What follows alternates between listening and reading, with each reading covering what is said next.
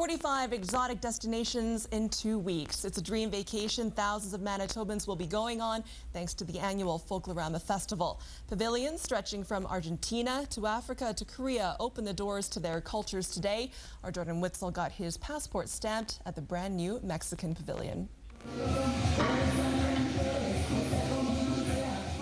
The Maples Multiplex has gone south of the border, ready to host the Folklorama's first authentic Mexican fiesta. The whole pavilion name is called Faces of Mexico. So we divide the country in 3 areas, south, central, and north, to show the different contrasts of culture we have. Which includes Mexican crafts made before your eyes. We show little details of the craftsman of each area of Mexico, so people can take a look at it, and if they like, they can even buy it. Visitors to the Mexican Pavilion can also sample foods from North and South Mexico, including the traditional taco, as well as Central Mexico's popular mole. It's a chocolate-based paste that you add into chicken, and it's about over 10 kind of moles. People will have the choice to either select tacos or mole. Of course, what would a trip to Mexico be without a cerveza and some tequila?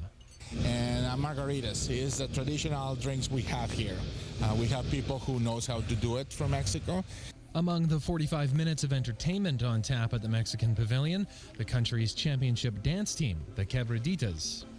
En congresos internacionales de baile, ahí hemos tenido invitaciones presentando precisamente este ritmo. Their championship abilities add an authentic Mexican spice to this week's show. Y estos diferentes ritmos o estilos es balada romántica, pasito duranguense, cumbia norteña y la famosa quebradita. We want to recreate how it feels to be in Mexico, but here in Manitoba. With 40% of Canadians choosing to vacation in Mexico, it's sure to be a hot pick on this year's Folklorama passport. Jordan Witzel, Global News. And at the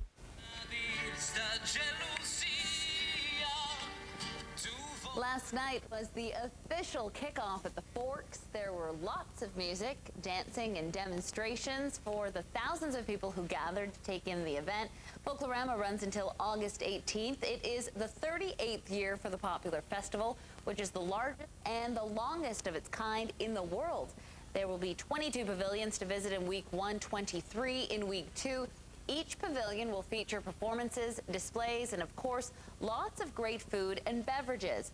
Thanks to the hard work of more than 20,000 volunteers, and this year organizers are introducing a new way to take in the festival. We had the schedule on the website, and it would be a central pickup, would bring people to 3 pavilions on an air-conditioned motor coach, bypass lineups, gets reserved table seating, a progressive meal at each pavilion, and drop back off at their central location for $54.95. Travel guides are available at Folklorama pavilions as well as liquor marts and Cambrian credit unions. There's also lots of information at www.folklorama.ca. As staff get ready for Folklorama's opening night, people at the India Pavilion are thinking of friends and family a world away. The effects of massive flooding in South Asia, caused by a month of heavy rain, is felt right here in Manitoba. My mom's parents are there, and my dad's relatives are over there, and also my dad's sisters are visiting us over here. So we are always trying to look at watch the news and trying to find out what's happening in India right now. In India, hundreds are dead and millions are now homeless. Dipali Narvankar is a newlywed. While she's finishing university in Winnipeg, her husband is still working in Ahmedabad, India. She was scared for his life when she couldn't contact him for nearly a week. He got stuck in his office for 5 days. After 5 means he couldn't come out because the water level was up to neck. After 5 grueling days, rescuers were finally able to reach her husband. They just tied rope around his wrist and they pulled him out because the river was flowing on the highway. For now, Narvankar says she can only pray for her husband, who's thousands of kilometers away. We can't do anything, so just we can pray only. And family friend Nishant Dhruv hopes those prayers are shared by everyone. Even if it's a different religion, you should still offer prayers to help them out over there. As of yet, there are no local aid efforts for India's flood victims, but Dhruv says it is something that's being looked at for the very near future. Shanae Robinson, CTV News, Winnipeg. Hi, I'm Peter Chura. The largest and longest-running festival of its kind in the world, Folklorama, will present 45 pavilions in 2 weeks of culture, food, and entertainment. Watch Global News, and we'll be your Cooking. And Matheos is a staple at the Greek Pavilion. But she can't do it alone. She says the 80 or so volunteers help keep the Greek Pavilion going strong. Well, volunteers is everything. You can't do nothing without volunteers. Volunteers like Judy Kirakopoulos. She married into the Greek culture, and she's proud to keep the heritage going. I'm 5 generations Ukrainian, but I'm still proud to say I'm married to Greek, and I speak Greek okay. If Greeks are known for their delicious dishes, then it's off to Ireland for a bevy of beverages. The Celtic Ireland Pavilion boasts not 1, but 2 pubs. Volunteer Jan Ivey relies on about 100 or so helpers to keep things flowing smoothly throughout the evening. We have 500 people who come through every show, so we have a lot of guests, and we want our guests to leave happy and smiling. So we have lots of people that have to move really quickly to clean up, to serve the people, and we really couldn't do it with our volunteers. Africa may be the largest pavilion in scope. It's the only one representing an entire continent. And with about 200 volunteers from about 15 countries, it can make for some wide-ranging diversity. And this brings together a group of about 35 performances. This pavilion is that special in that you're not here to see a country, you're here to see a continent. Stella Cancom makes sure all the chicken and food is cooked to perfection. It means long hours in the kitchen, but she says it's worth it in the end. We just love what we are doing, and we see the outcome, how people come and they praise our food and they praise our show. That's credit enough for us. About 20,000 volunteers will work at the festival.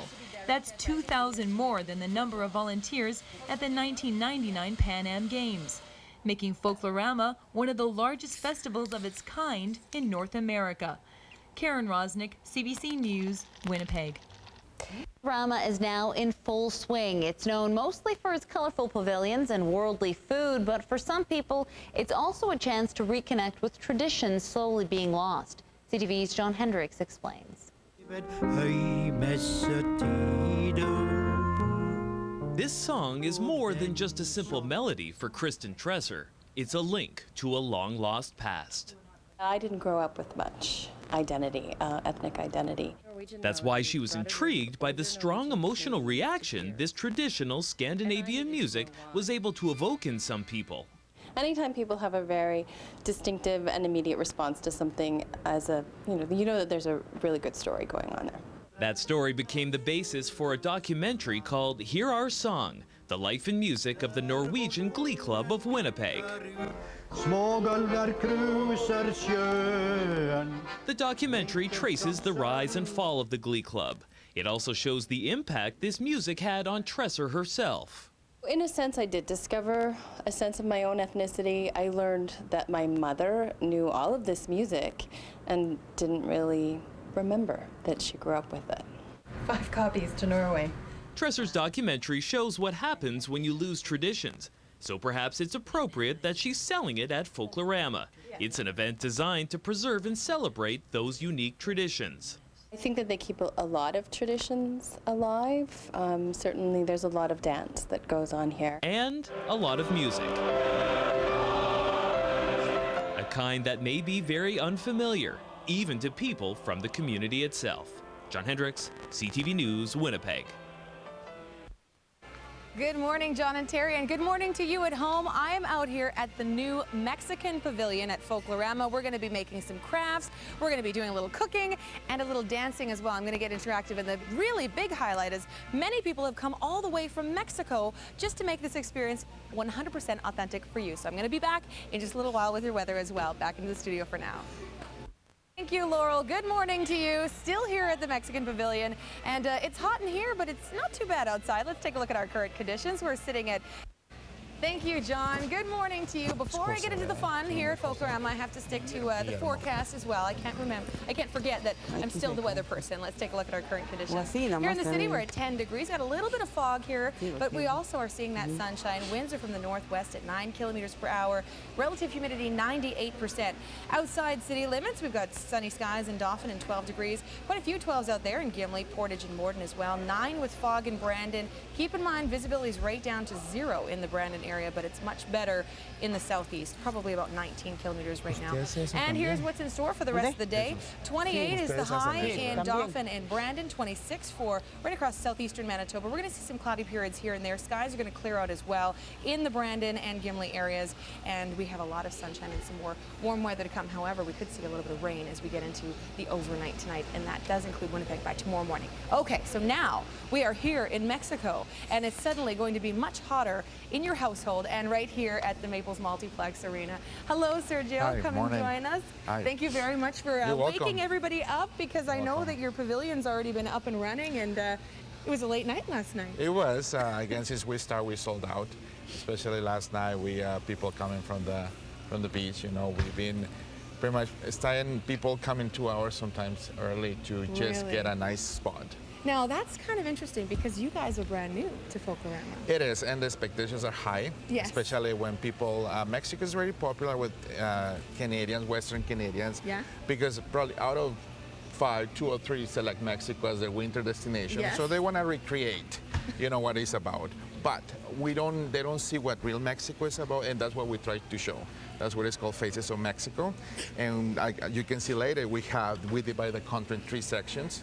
And like you can see here, we got people from Mexico, from the state of Oaxaca. That's amazing that you brought people from, you know, Mexico all the way here. Exactly. All of them, all the performers and even the craftsmanship, they are from Mexico. Okay, well, we have to thank you because you're saving us money. Now we don't have to travel all the way to Mexico. I'm glad. We can, you know, everybody can afford Mexico now. Okay, so we're making some crafts here. Let's introduce us to one of the people that have come all the way from Mexico. I just want to walk over this way. Okay. So, okay. Okay, so who is this right here? Her name is Soledad. She's a craftsman lady all the way from the state of Oaxaca.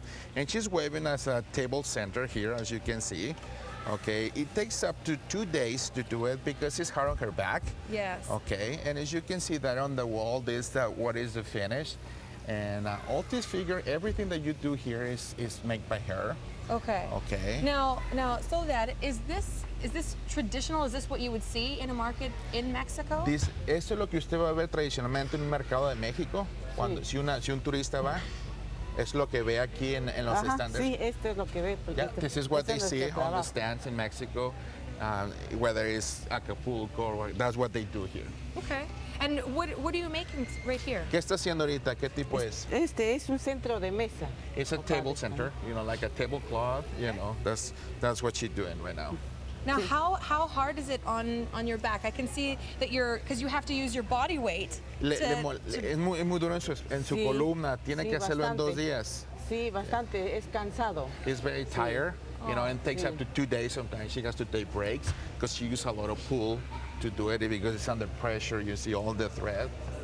So now you came all the way to Canada for what should be a vacation, and you're working hard.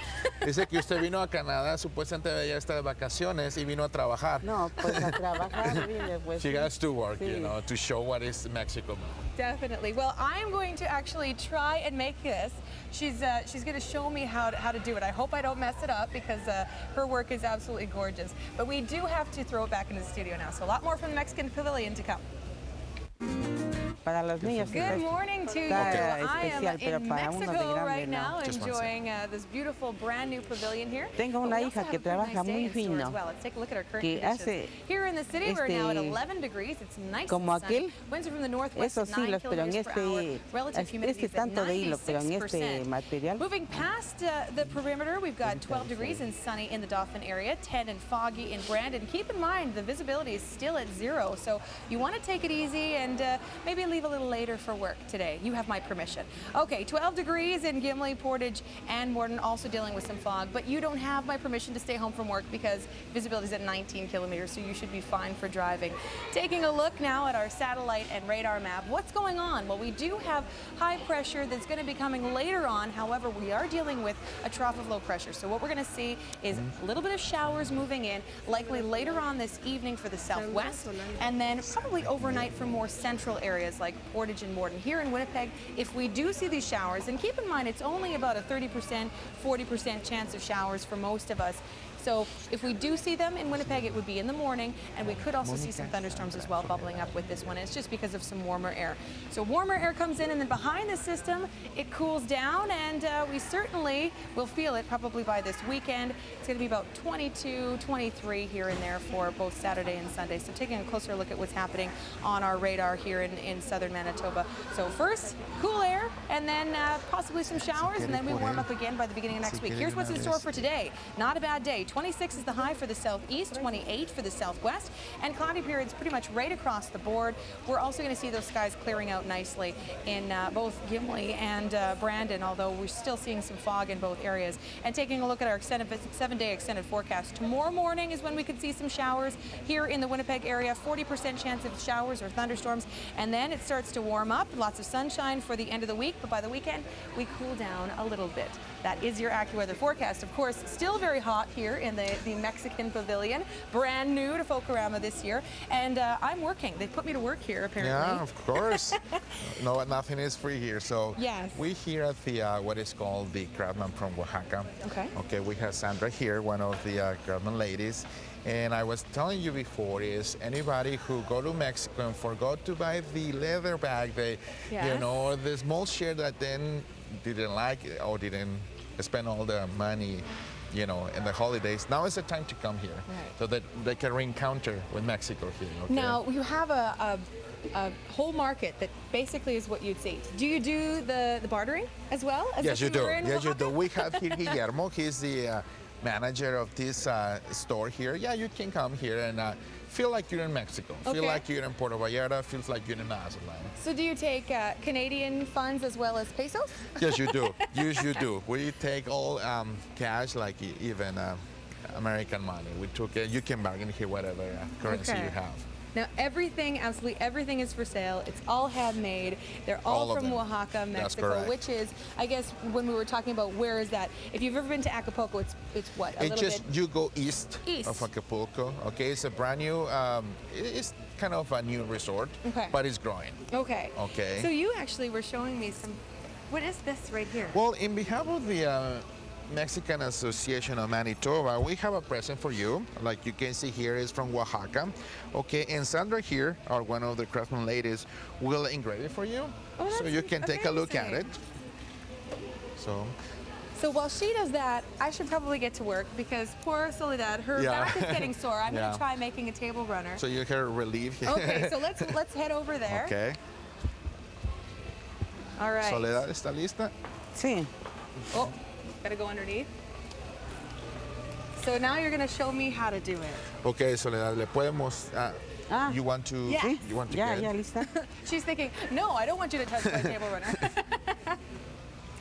So Soledad is getting ready so you here. have to wrap it around yourself. Yes.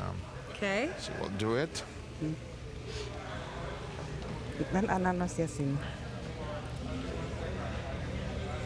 That's. I'm gonna get stuck. I don't even know how to do this part. Just getting in is difficult. So you go to Oaxaca, you have a job there. I have a job in Oaxaca. Guillermo, can I work in the market? Que si puede trabajar con usted en So caso now de I que sit ella down? vaya. Sí. Oh, I'm gonna rip it. You can go here. Sí. Oh, it really pulls your back, everybody Yes. at home. It's very hard on your back. Eso, ya. Ahora. And it pushes on your stomach as well. So now what do? I put this. A ver. Ahora, así. Do I put this through or? Sí. ¿Dónde pone esa parte? ¿Este? Sí. Este va a ir acá, por eso haga así para que pueda entrar acá. So you need to. Okay, so it goes like this. Sí. Oh, there's 2 layers here. Okay. So you're weaving through? Dice que usted está cosiendo, lo cose. ¿Cuál es el truco aquí de coser? Mire, acá no le hace péguele, ahora pase el hilo. ¿Por dónde lo pase? Aquí. Okay. You see here, you gotta go underneath here.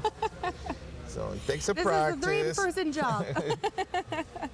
Okay, so I pull this. Ahora saque este. And does this, and what is this for? Does this just kind of keep it separated? Esta es la guía, como una guía. This is like a guide. Okay, a guide. So you pull it out. Okay.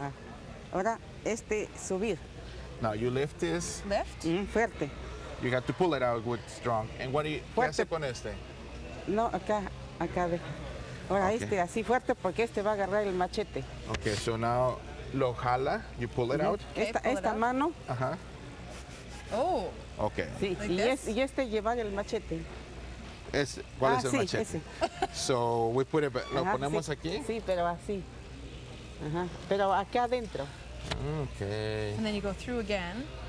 Fuerte. So with this, you're just pushing this through again and again? Oh, I see. You go around. So then what this would do is this would push this down. Now you're gonna push it this way. See, you can see right here. Exactly. Along there, I'm going to put that in front, and so now what I'm doing is I'm pulling it. You have to do here. it stronger. Exactly. So you can see these forming here, some fingers. I see. Sí. Okay. Okay. So then I would go again. Así. Y ahora pasar otra vez. So I go you around go again. No, acá. Oh, this way. Okay. Aha! And then do I do this? And then she has to pull it again. You have to. So I do otra vez. You have to stronger, yeah. Okay. You have to do a little. But then this one would be, right? Okay. Okay. Just, well, we're still figuring this out. Eventually, Soledad's going to take this off because I'm messing up her beautiful runner, but we've got a lot more to come from the Mexican Pavilion. So back to the studio. I'll see you soon. Good morning. I am still hanging out here in Mexico. I can say that now because I'm becoming an honorary Mexican. Look what they gave me. I have a beautiful piece. They wrote my name on there, and this is something that you can actually get. So if you want something that's personalized, they write your name on bookmarks, everything. It's wonderful. But of course, we must take a look at the forecast, something we can all enjoy as well.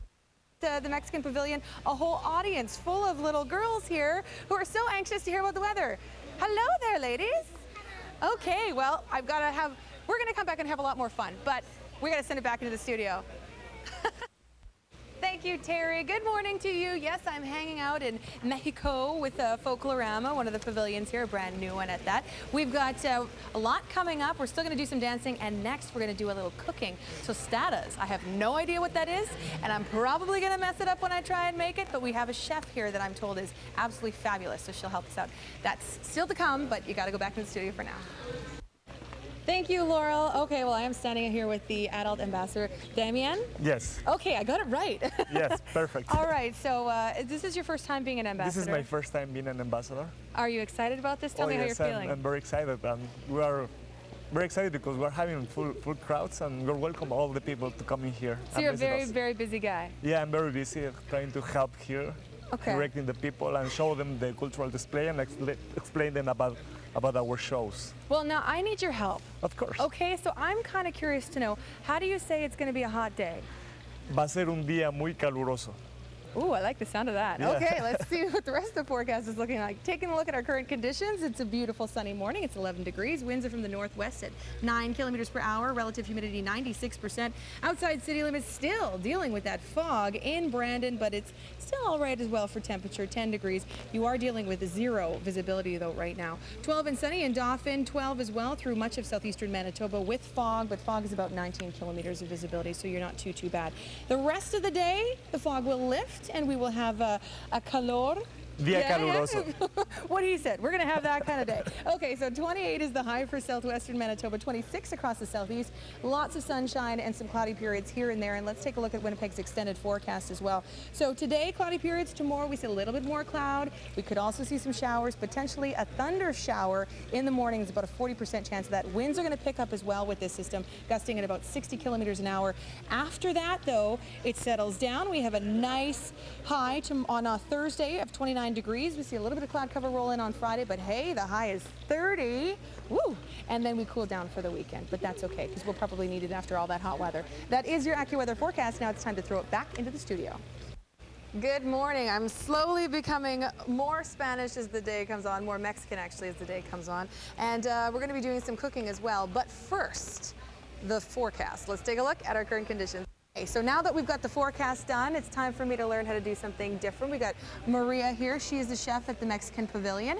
And tell me, I guess, what are we going to find here if we want to come and eat? Okay, we had mole con pollos as a pre-Hispanic dish. We had tacos, we had tostadas, we had pozole, we had nice dessert. So this is a great place to eat.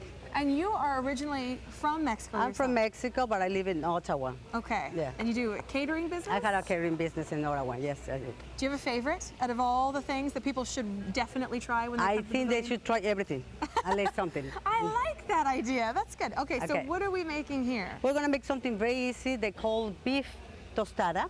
Okay. You want to start with me? Yes, yes. Okay.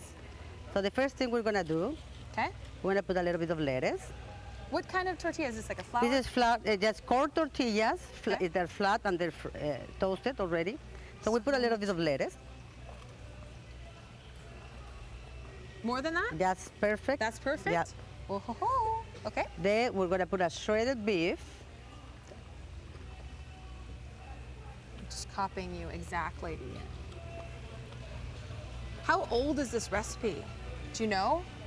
I don't know exactly, but I know the corn tortillas has been that for centuries. Centuries. Is that good? Yeah. Okay, now we're going to put a little bit of onions. Okay.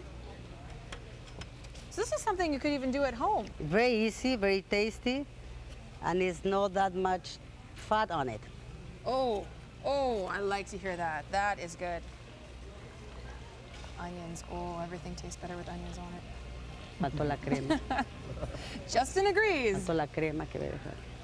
More onions or? Yes, perfect, just like that. Perfect. It depends how you like it. You know, you like a lot of onions, you can put a lot of onions. And then we're gonna put a little bit of avocado. This is my favorite, and John can attest to this. I was addicted to avocado for a little while. Just in the middle? Yes, in the middle, yeah. Woo! And a little bit of salsa. This is a tomato sauce with a little bit of spice in there. Is it homemade? Did you make your own salsa? That's homemade, yeah. How come sometimes salsa it has the sauce like this, or then at other times you'll see more of just diced? Depends how you want it. You want to blend it or you want to just chop it. Okay. And I guess you prefer a little saucier. Yeah. I do too. A little saucy. Okay. Is That good? Yeah, the last touch is going to be a little bit of sour cream.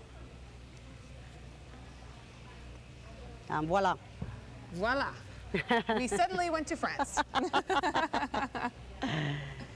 You squeeze it? I'm afraid to get it on my beautiful dress. That's perfect. There.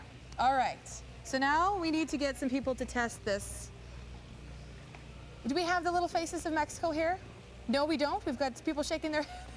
You guys want to come over? Yeah. So what, do you have to roll this at all, or how would you just have to take it like that and get a bite. That's it. Who would like to try mine?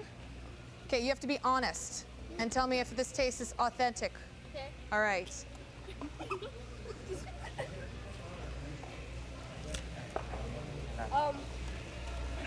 Yes? All right, that's good. Thank you very much, Thank Maria. you. You're very welcome. All right, well, we've learned a little bit about cooking, and of course, what happens when you eat, you need to work off what you've eaten, so we've got a lot of dancing to come at the Mexican Pavilion. That's why I'm wearing the dress. I'm a little bit nervous, I have to say. Back into the studio. All right, good morning. Thank you very much. I'm here with Adriana. She is the president of the Mexican Association of Manitoba. Thank you very much for having us here. I know this was a lot of work to get the pavilion. Oh yeah, definitely. For all the community, we are very proud to present in Mexico and Manitoba. I am the president for the Mexican Association of Manitoba, so thank you very much for coming. Well, we are absolutely honored to be here, and you've shown us nothing but a good time. so far, and we're going to kick our heels up soon. But of course, I still have to do the forecast. And the forecast is going to be good for your pavilion. Okay, great. Okay. Let's take a look at our current conditions. Thank you. Here in the city, it's sunny and 13 degrees. Winds are from the west at 9 kilometers per hour. Relative humidity 94%. We also have sunshine across southern Manitoba as well. 15 in the Dauphin area, 12 in Foggy and Brandon. Mainly sunny throughout much of southeastern Manitoba. And here's what's in store for the rest of the day. 28 is the high for the southwest, 26 for the southeast. We'll have lots of sunshine and some cloudy periods here and there. That is your AccuWeather forecast. Now let's send it back into the studio.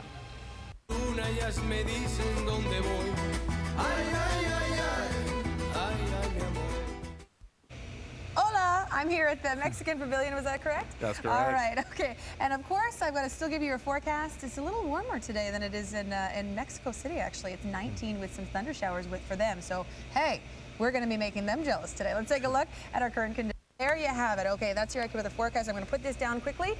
And we're back with Sergio, and Renee joins us now. Renee is from an international dance troupe, and I need you to pronounce it for me because I will... His name is René Garza. Okay. He's a director of this group. Okay. It's called Grupo Tradiciones. They come in from Monterrey. Okay. And it's the first time they come to Canada. They've been all over the world, like Italy, United States, Croatia, Portugal, and now Canada. Fabulous. So how excited are you to be here, Renee? ¿Cómo se siente? Muy contento de estar aquí. Estamos muy contentos, estamos muy satisfechos. La gente de Manitoba es maravillosa. He said they're very happy, and they said people from Manitoba is really wonderful.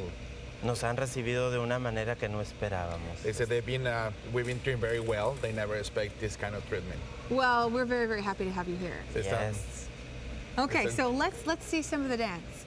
Okay. Dancers? Okay.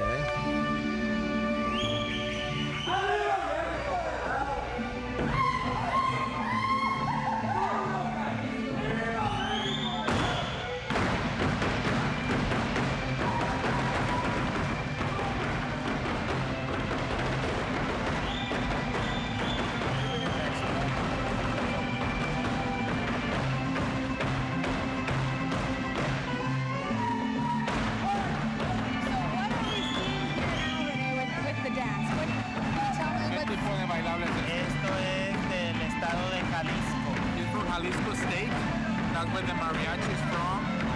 Es de lo más representativo de México. It's the most representative of Mexico, Jalisco, like the charro, and that's a tequila, where all tequila is from, this state. How old is this dance? ¿Qué tan viejo, cuál es la edad bailable? ¿Qué tan viejo es el bailable? No, data desde el siglo pasado. From the last century. Now, where would it traditionally be performed? ¿Dónde generalmente actúan estos tipos de bailables? En los eventos más importantes relacionados con las fechas cívicas. The most important event related to Mexico holidays, like Cinco de Mayo, Independence Day, Revolution Day. And Folklorama. And Folklorama now. Constantemente tenemos presentaciones para convenciones internacionales. They've always been they have invitation for international events where Mexico wants to participate. And it seems very theatrical as well. We have the men and the women. There's a story being told. Dice que ellas se ve con mucho teatro, tiene parte de actuación. Sí. Yes.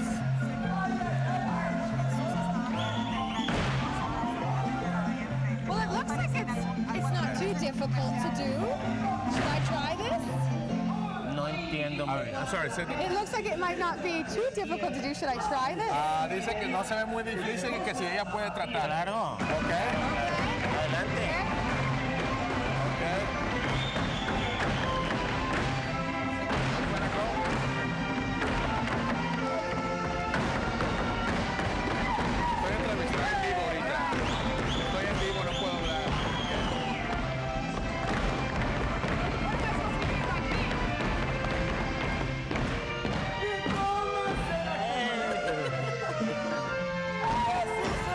Tienes que tomar tu rebozo. You just guide me around. I don't know what I'm doing. Acá. Okay. Acá. Okay, so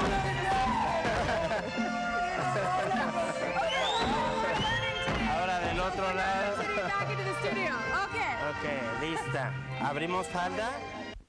Hello again. I'm still out here at the Mexican Pavilion having a lot of fun. We did some crafts. We made some tostadas. I hope I did okay. No kids have complained about sore tummies or anything like that. Of course, we're going to do a little bit more dancing, and I'm also going to introduce you to somebody who's also come from Mexico, and he's doing finger painting, very intricate stuff. So I'm going to have that and your forecast coming up, so stay tuned. Thank you. Welcome back to Mexico. We're at the Mexican Pavilion, and I'm sitting here with Jesus. He's all the way from Puerto Vallarta, and he's a finger painter. Hello, good morning, Jesus. Hi, good morning. Okay, so tell me about finger painting. How do you get into finger painting? Well, this technique my father developed in Mexico 47 years ago. Okay. He taught me how to do it. I've been doing this for about 5 years. I live in Puerto Vallarta, actually. I showed my work over there. And I like to come to Canada also to show the work here. And you're used to painting in front of large crowds. Yes. So yes, Folklorama is exactly perfect for you. Yes, exactly, yeah. Okay, well, I'm going to let you keep painting. What are you actually drawing? Okay, well, I'm doing a picture from Chichen Itza. It's a Mayan pyramid in Mexico. Okay. Actually, you must hear about it in the last months because of the Seven Wonders. It's an old pre-Hispanic pyramid. Okay, well, I'm going to let you keep going, and I got to do the forecast. Let's take a look at our current conditions. AccuWeather forecast, definitely nice to hang out in the line outside of the Mexican Pavilion, because I know it's going to be quite popular, especially with so many great artists like yourself, Jesus. Thank you very much. Okay, well, we got to throw it back into the studio. Bienvenidos, right? Is that how you say it? Bienvenidos. Okay, we're here. We're back at the Mexican Pavilion, and this is probably the highlight of the pavilion. That's correct. We've got some international dancers, Raul and Ana, all the way from Mexico City. Mexico City. They're here to, they're the actual national Mexican champions of this new dance called La Quebradita. And I was telling you before, they tried to get the Guinness record of acrobacy, like turning around. They had to get 42 turning on his back. She's climbing on his back, but it's 33 right now. But they're working on it. Okay. The full dance is they have 4 dances. The first is the ballad, and then we have Pasito Duranguense, and then we have Cumbia, and the dance they're gonna show right now is called La Quebradita. Okay, let's see. Everybody's gonna be breaking a sweat watching this. We're ready. We're ready. Okay. So we can stay here.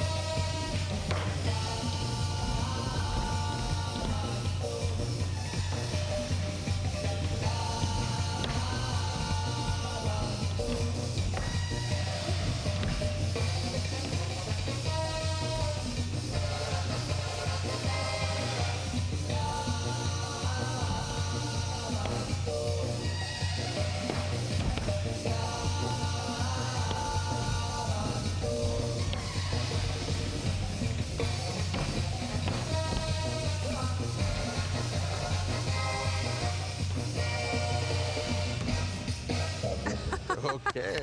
Whoa! Oh my goodness. Okay.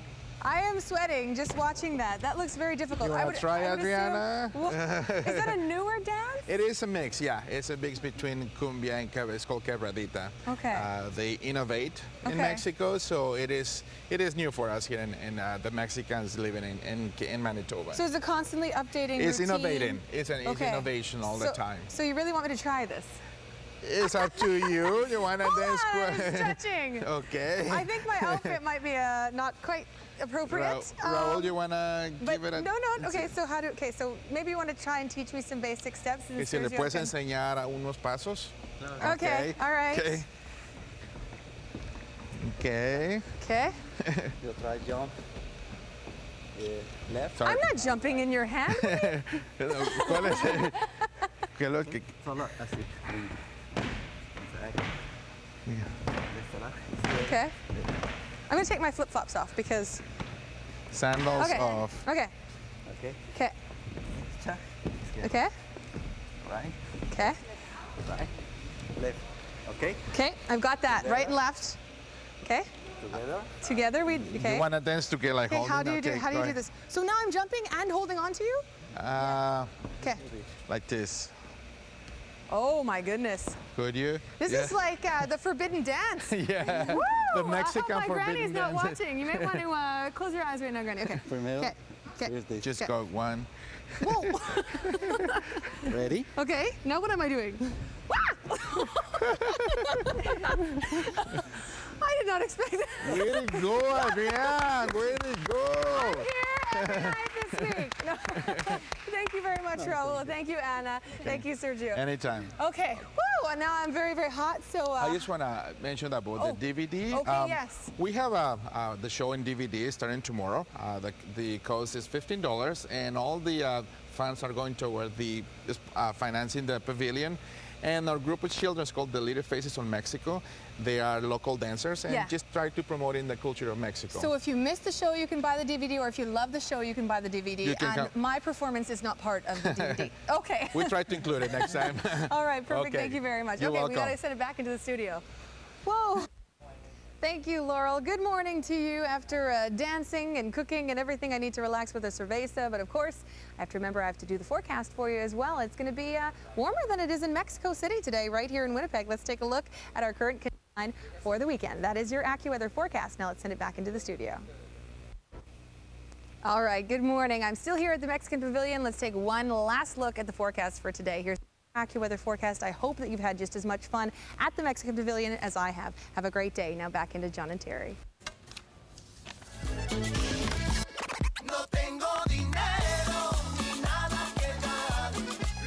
Wait.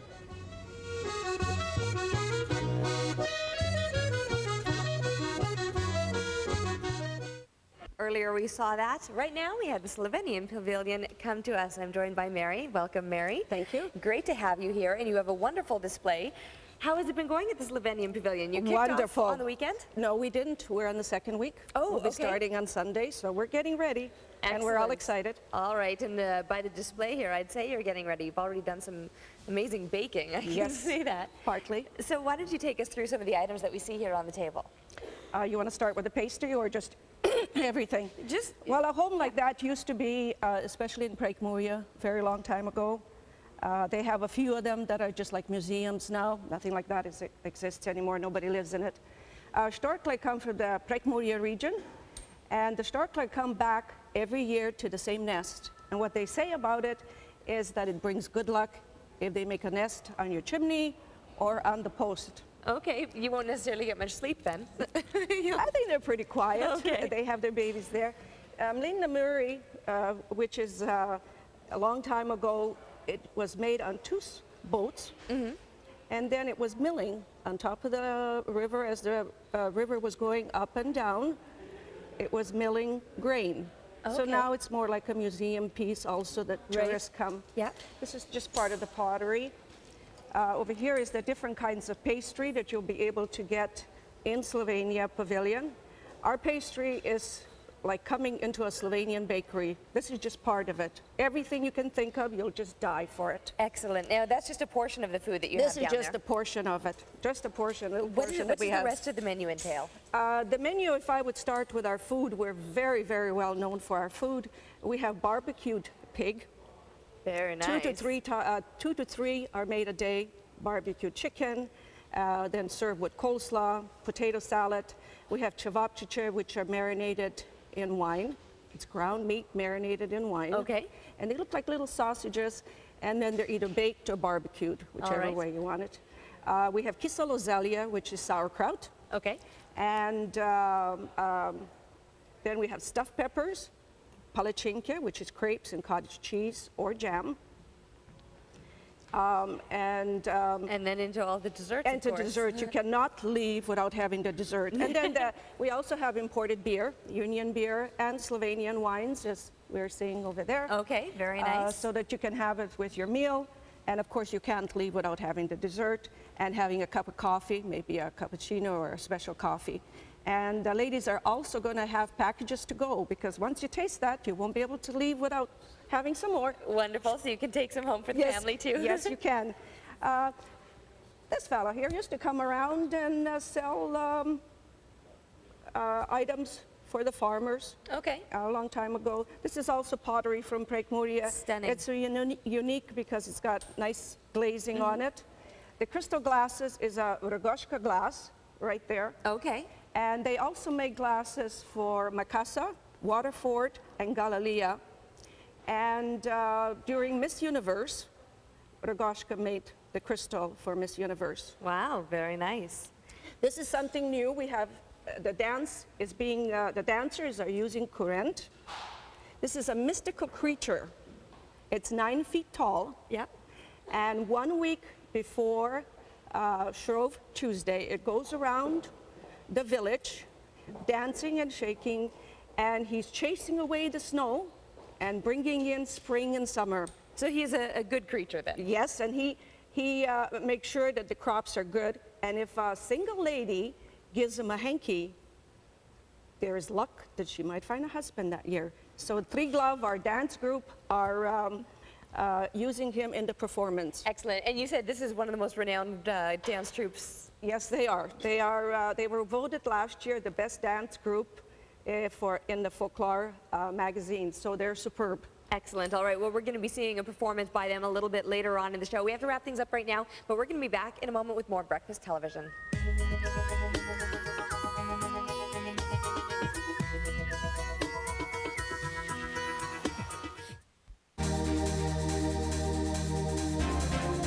Welcome back to Breakfast Television. Well, earlier in the show, we found out much there is to offer at the Slovenian Pavilion, and right now we're going to see a bit of their entertainment.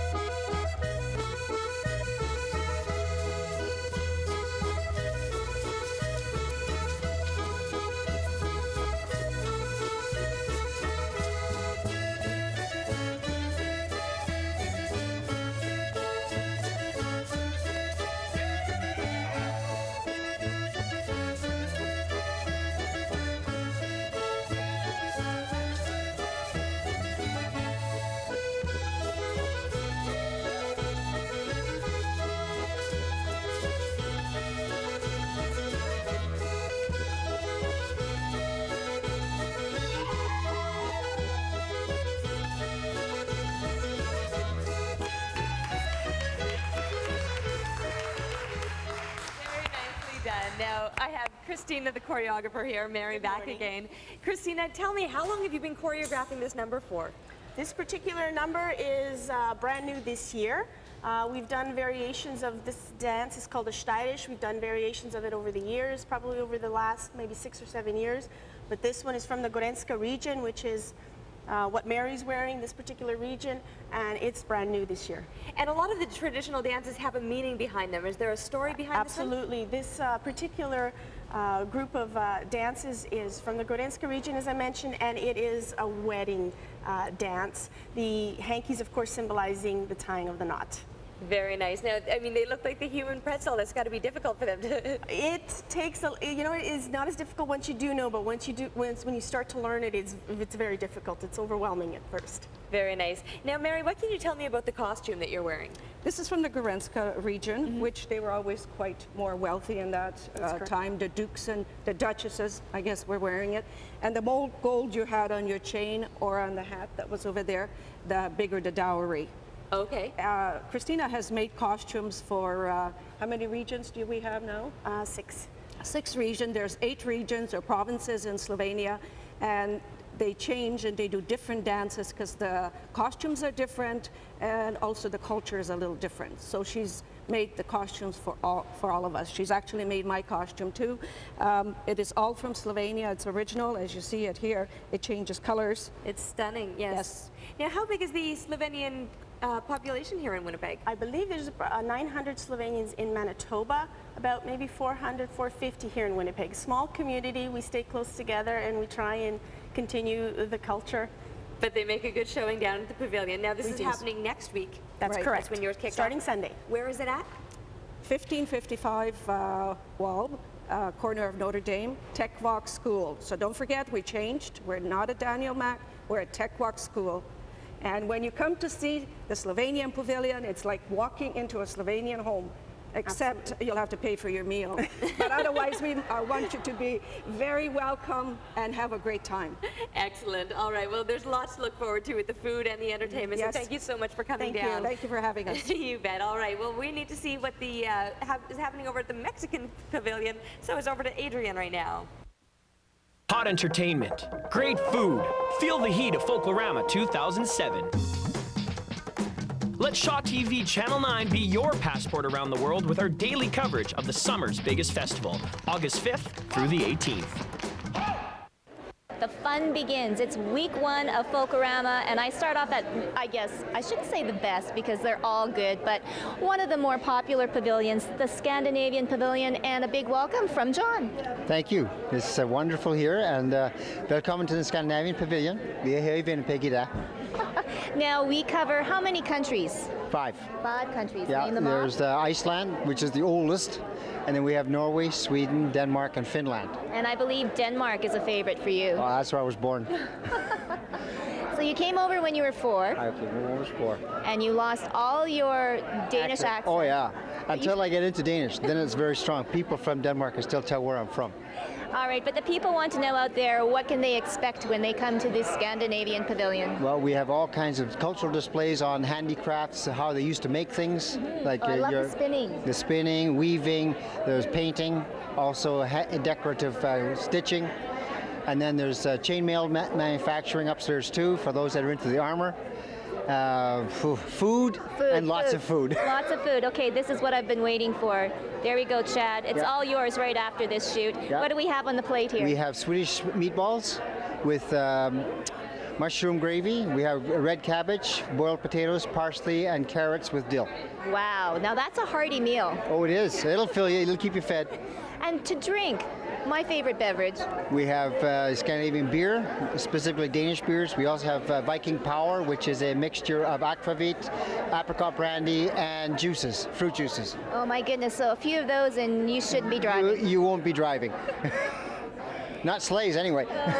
And right now we're sitting in the VIP row, but in front of us is the stage, and the show is very, very important. Dancing with kids from 4 years old right up to in their late 80s. And some of them are still kids at that age. Now let's talk about the cultural aspect of this. Year after year, you come back. Is it hard to instill in the young people, I guess, the value of having this pavilion and the value of being in Folklorama? It does, because you got to compete with computer games. You know, that goes with every educational thing. You make it fun. You know, like we have the rows, the maypole for the kids to dance with, and it's intricate, it's fun. Just games that to keep them occupied with. I don't teach dancing myself. I do a little bit of dancing, but no, it's It is tough, but you can do it. Yes. Get them young. Yes, get them young. And once again, it's all happening here. The party is starting at 764 Erin Street, and you guys just celebrated 45 years. 45 years as a Scandinavian Center. Just over 20 years in this location. Well, congratulations, Thank John. you. Yes. And once again, welcome them and tell them to come back here. Du må godt komme i aften, og igen i morgen, lige igen til lørdag. Tusind tak. Whatever he said, ditto, yes. Our Folklorama, thanks so much. Our Folklorama coverage continues on Shaw TV all week long.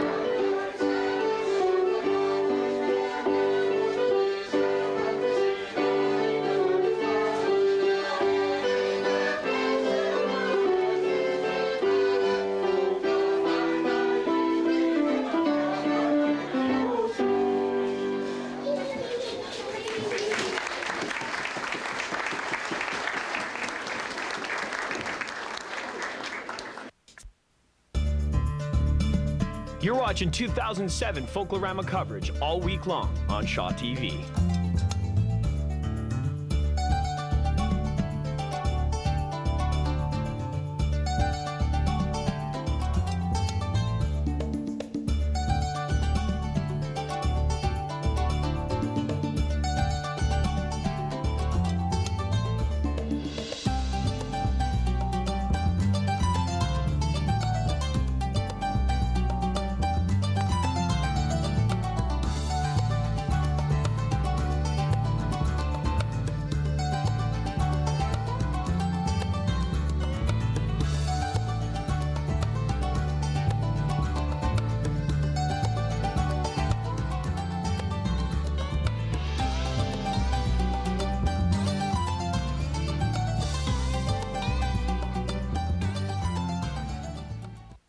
Once again, we are enjoying Folklorama right here at the Scandinavian Pavilion. We've got Selma doing some rose mulling, some wonderful painting right here, but I just have to say what a difference a year makes. I ran into this lovely young lady, Alyssa, last year as youth ambassador at the Ukraine Kiev Pavilion. Now, Alyssa, you got some wonderful news 1 year later. A very important pageant is happening this week. Yes, I'm a part of Miss Outstanding Teen pageant this year, and it's the first year they're doing that, Miss Manitoba organization, and it's from ages 13 to 17 for teens to get more involved, especially young girls.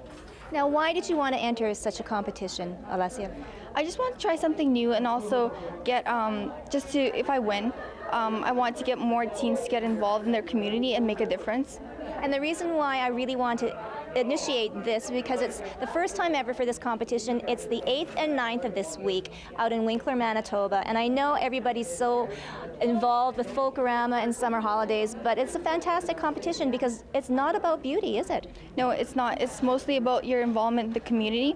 And I love being involved. Like, Folklorama is the best thing ever, and I'm also like volunteering all over the place, like Health Sciences Center. I do movie nights, and also at school I'm on the STAND committee, which is Sisler Teens Against Nicotine and Drugs. And there's environmental group at Sisler, and just so many. And you started a very important dance group at your own high school too as well. Yes, we did. Sisler's Most Wanted Ukrainian Dance Group, and it's we only done it 1 year last year, and it was a multicultural group, and it was just awesome because you have these like Filipino girls saying, oh, they're Ukrainian now, half Ukrainian, right? So it's just very nice. And what a perfect tie-in with Folklorama celebrating our wonderful ethnicity here in the city, and you guys do it right in your own high school, and I think that's awesome. Yep, Sisler High School is the best. Well, we look forward to it because we're going to do a follow-up with you next week to see how you did, but good luck on Wednesday, I guess, and Thursday of this week. And just one more thing, you are volunteering and you are going to be at your pavilion, so please welcome everybody to your pavilion. Вітаємо, welcome to the Ukraine Kiev Pavilion. It's August 12th till the 18th, and since I'm not the ambassador this year, I still know the dates and I'm still going to be volunteering, and I'm dancing on Friday night, which is August the 17th, all 4 shows. There you go, folks. Lots to do. Miss Outstanding Teen. Good luck, Alicia. And there's still more to come, so stay with us all week long. It's Folklorama Coverage 2007. So easy.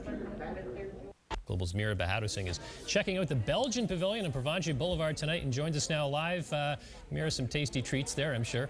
Peter, this country is well known for two things, chocolate and beer. So I'm having a blast just being here. Now the shows are starting to get underway. The first one of the night should kick off any moment now.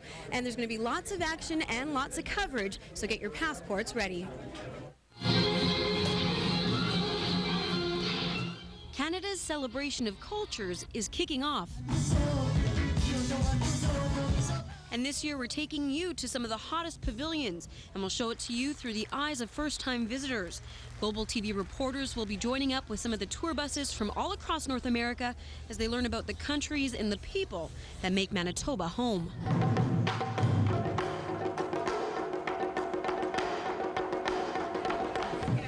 So Peter, it's going to be 2 weeks of food, fashion, and fun, and our coverage kicks off tonight at 10:30. Amir, if obviously you're having a lot of fun there, if somebody wanted to come and join you, there's still more opportunities there to check out the Belgian fair? Yeah, there is. There's actually 2 more shows available. So there's one at 8:15 and another one later on at 9:45. So you can have your dinner at home and head here for dessert afterwards. We had Jordan out at the Portuguese Pavilion last night. He promised to bring us some food, and he didn't. Are you going to make up for that?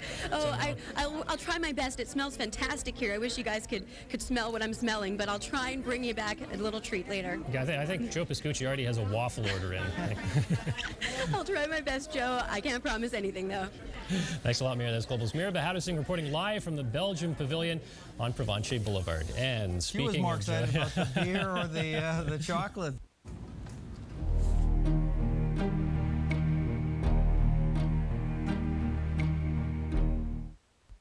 Good morning. We are here at the Belgian Pavilion, and of course, all the different pavilions have crafts people that work there. We've got the volunteer lace maker here, Yvonne, with us, and you're making a creation right now. Thank you for being with us this morning. Thank you for being here. Now, tell me, how did you get into bobbin lace? Maybe first off, what is bobbin lace? Bobbin lace is made with many strings at once. Something like macrame, but they're on here. Crocheting is a single string, knitting is a single string, bobbin lace is many strings. Okay. It's bobbing and weaving through, is that where the name comes from? Oh, that I don't know. I'm just assuming. So how did you yourself get into doing this? I knew it was a craft from Belgium, and I was interested in it, even though none of my family made it. So I bought a book. It took me a while I ordered the thread and a set of bobbins from California because there were different places named in the book that you could get it. So then I began with her instructions, and they were very detailed. Wow. So, and you begin with a few pairs of bobbins, and you work up, and you learn the basic stitches. There are only 3 basic stitches. Okay, that's good to know. I'm glad to hear that. Yes, and in those basic stitches, you're working with 2 pair of bobbins at the same time. And a bobbin is the little wood piece? Yes. Okay. And the thread is wound around there. I keep it from sliding down with a half hitch. So when you're working with your 2 pair of bobbins, working the center ones from left to right, that's called a cross. Okay. And there's one, and then from right to left with the 2 is a twist. And that would be 1 stitch, which is a stitch that shows like this.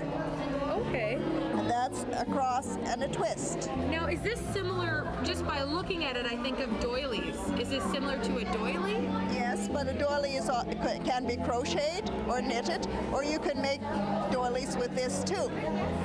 Now, the Belgian flower lace is made up of small motifs which are joined together, and they usually consist of flowers and leaves and different joinings. There's different patterns from each country. There's very fine lace that's made with extremely thin thread, and then there is more coarse.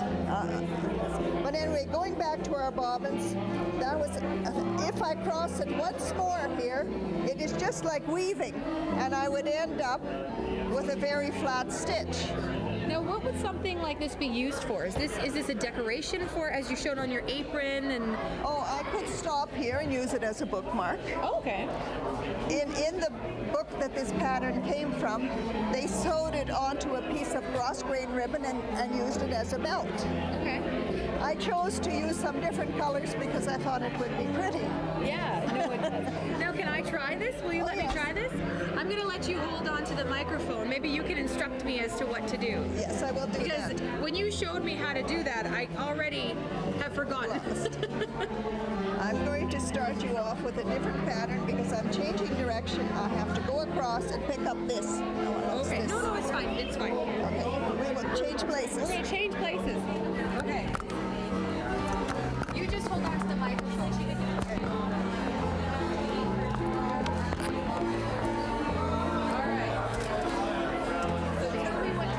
Now you're using your 2 pairs of bobbins, and you take the 2 middle ones and you cross left over right. Left over right. That's right over left. Left over. Oh, sorry. Left over right. Yes. Okay. Just lay them down. Okay. Then you take the 2 outside ones and you move them both to the left. No. Sorry. First and third to the left. And now you repeat the process. With the middle 2? The left one goes over the right. That's a cross. And now you do a twist, the 2 right over the left. Ah, am I getting it? And that is finished with those 2 left. This pair is finished. So now you have to go on to the next one. And this one we're going to do a little bit left. You do a cross again. Okay. Left, the center one, left over right. Just the center one. Center one. Left over right. Okay, well, while I try and figure this out, I'm going to have to throw it back into the studio. I think you're getting afraid of what I'm making a mess of here. No. Okay, well, we'll have more from the Belgian Pavilion to come. Welcome back to Belgium. I've got my gloves on. No, I'm not a surgeon. I am in the place that everybody wants to be in the Belgian Pavilion, in the kitchen where they make waffles. And I've got Maria with me. She's a volunteer waffle maker here. Good morning to you, Maria. Good morning, Amy. Now, I understand that I'm making you take a break and you're high in demand at this pavilion. So I appreciate that that you're letting us come and do this. How many waffles would you say you make in a day here at the pavilion? In an evening? 170 last night. Okay, 170 last night. 170 last night. My goodness. So what's the recipe? Can you share the recipe with us? Is this passed down through the families? Up here it's a mix, but they have to mix it, add the water, let it sit, and it has to rise. And then you mix it again and add some more water, and then we're ready to go. Is it a secret though? Do you keep it a secret from people? No. Oh, you've got people to serve, of course. We cannot stop the waffles from going out. Oh, that's a good part there. I really like that part. I hope I can do that part as well. Oh, you sure can. So teach me how it's done then. Seeing as we're not keeping any secrets here and all about, everybody's family at Folklorama. So what do I have to do? Well, the batter's already mixed, so I like that. If you're ready to start, What's in the batter? Is it like flour? It's probably flour, eggs, yeast, milk. Okay. So you're going to pour right in the center. And how, like very slowly? Yeah, just do it slowly, and you can hold it up a little bit more. So. That's okay. Yeah, and just hold it in the center till it's going to spread out. Is that the correct speed? Yep. Is that a good pour speed? That's very good. Okay, now you can start easing up a little bit, just to make sure it's... How's that? Did I ruin a waffle? No, that's perfect. Okay, you can put the jug down. Okay. Just put it in the corner. Oh, okay. I'll put it right here? Yeah. Okay, now you're going to close the lid. Oh, this is a fun part. Keep it steady. Oh, I didn't know it. Okay, and now, these are new machines we have this year. Now you're going to flip it. How do you do that? Hold the 2 hands, and you're going to turn it. It'll turn one way or the other way. Okay. And now you see your timer. Okay. It's going. So these are new waffles. Oh, I could say a little bit too much. Okay, so I'm not a professional. Have you ever burnt a waffle? No. Sure. Yeah? Well, like if the timer rings, then you forget about it. What happens to burnt waffles? We eat them. Yes. I'm gonna burn this waffle, ladies. We're gonna eat here. Okay, so now we're just waiting. What do you do while you're waiting? You just start gossiping and stuff? Yeah, or while you're serving, serving customers or cleaning up. I guess the process goes a lot faster when you guys are doing it as opposed to me. Well, there's a little of a lull right now. Okay, which is good, which is good. Maybe because I'm making the waffles, they don't want to have the waffles that I've made. Have you been at the pavilion for many years? This is your first time? No, I've been volunteering for over 15 years. Oh, wow. What keeps getting you back? Family and just, it's fun being here, being part of Folklorama. I guess it would be kind of weird if you weren't part of it after 15 years. What would you do? I'd go to the other pavilion. No kidding. Okay, so we're at 50 seconds now. It's smoking. It's steaming. It's steaming? Not smoking, okay, it's steaming. good. All right. 42, 41. So do you have all your batter all whipped up and ready to go? When do you start doing that? Or is it a constant, you're going through batter all evening? Yeah. Diane is making the batter. Okay. Today, yeah, in charge. So as soon as she gets here, she makes up the batter, and we just keep making. As we run out, we keep making more. And is this the only waffle iron that you have here? We have two. Okay. Two going. Oh, nothing's in that one, ladies. Come on. 7, 6, 5. So what happens when it's done? I just got this. We're gonna wait about 20 seconds. So I want you to count for. Okay. 15, 1. You count it to home. 2, 3, 4, 5, 6. I don't know if we should wait. 8, 9, 10, 12. For television. 50, 60, 70, 80, 90. Okay. Okay. Now just open it. I open it? Right. Okay. Oh, I think that's a pretty good-looking waffle. You're going to take the fork and just poke it like into the side. You've got your glove on, so you can put your hand on the top and poke it into the side like this. Yeah, and then just. So what? Now I touch the waffle? Well, you've got your glove on. Yeah, and then it's not going to be too hot. Just poke right into. There you go. And there you go. Voila. All done. And now cut it into 4 along the lines. Okay. And then what do you do? We gotta get the whipped cream in here. Okay. Then you put one on. Cut into 4? Yep. It's the slowest cutting job I think I've ever seen. Take one, put it on the plate. Can I touch it with my hands because I got my glove? You've got your gloves. Okay. Yep. All right. Okay. Now we're going to go and get the whipping cream. Let's see if somebody would like a waffle. Okay, now there's a trick to this. Okay. You're going to hold one hand down and hold the other hand at the top. Okay. So that when you squeeze, it's not coming out the top, that it's going to come out the bottom. I have to, okay, so I'm... And you do a little fancy job. Ooh. An Adrian waffle. I think we want more whipping cream. There we go. How's that? That looks good. Okay. Okay, we'll put that away. And now the strawberries, I'm just going to ask you to move a little bit. Strawberries, we need to put the strawberries on. Okay, I hope that you're salivating at home. Strawberries are already cut and you can just spoon them on. There you go. Let's see. Would anybody like a waffle? Would you care for a waffle, sir? Yes? Okay. I gotta get back to work here. Apparently I'm proving that I'm pretty good in the kitchen, so back to the studio. Welcome back to the Belgian Pavilion. I am here with Suzanne and Leanne. They're sisters, and they're going to teach me some of the dance moves here at the Belgian Pavilion. Of course, learning a little bit more about the culture and wanting to lose a little bit of weight as well. Beer, chocolate, waffles. You need to, yes. Exactly. Okay, so first off, how long have you been dancing? We both have been dancing for about 20 years. We are both founding members of the dance group. Okay. And this is actually the 20th Folklorama our dance group has been around. We started in the fall of 1987. So. Oh my goodness, so it's been quite a long time. It's been a few years. So how do you pick the dances that you're going to be doing for Folklorama? Are you trying to tell a story? We pick a theme. Okay. And then from the theme, we pick dances that would work with the theme. Okay, what's this year's theme? This year's theme is spring. Spring. I like it.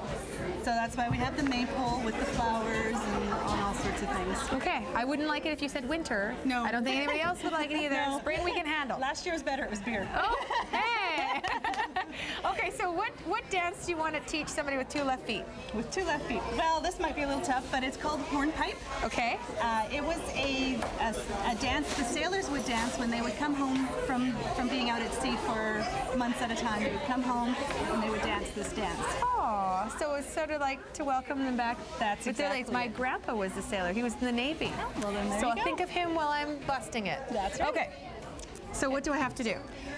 Well, I think Leanne and I are going to do a quick demonstration so you can see what it looks like. Okay. And then we'll slowly show you the dance. Very slowly. Okay, I'll hold this. Full tilt. Full tilt.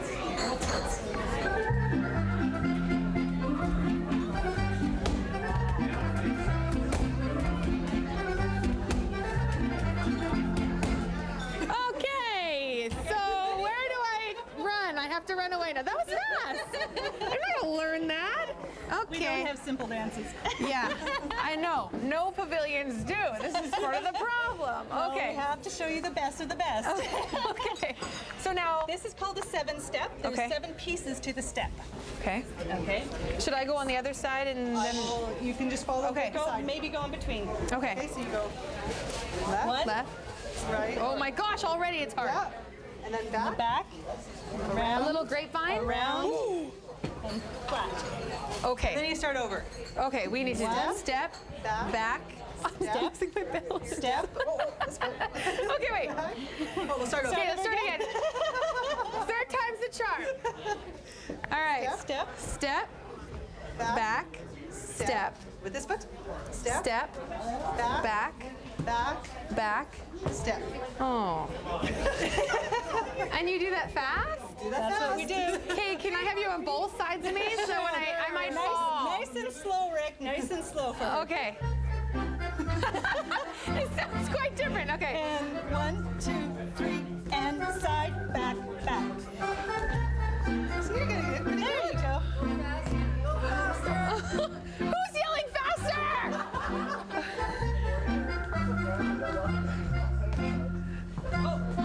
Oh, whoops. Even the professionals messed up. Okay.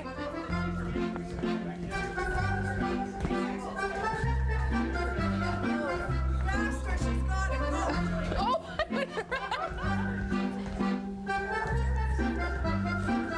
Full speed.